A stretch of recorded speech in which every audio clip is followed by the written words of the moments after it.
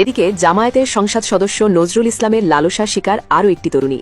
সম্প্রতি তার কাজের মেয়েকে নিয়ে অন্তরঙ্গ ভিডিও ভাইরালের পর এবার জনতার হাতে রাজধানীর একটি হোটেলে আটক হয় আরও একটি মেয়ের সাথে।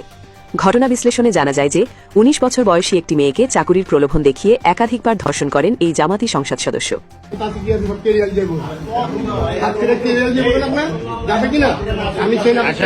তোমার নাম কি? নামটা বলো ভাইয়া, আমরা তোমার ক্ষতি করবো না। বলো নামটা বলো। বলো ভাইয়া বলো। মাহিয়া, তোমাদের বাসা কোথায়? মিরপুর কোন জায়গা বাসা? এই মুরব্বী, আপনারা কয়দিন নিয়ে আসছেন এখানে? সত্যি করে বলবেন। হ্যাঁ, আচ্ছা প্রথম। আচ্ছা শোনেন, এরকম ভাড়া করছেন নীলার থেকে? ওই যে ড্রাইভার।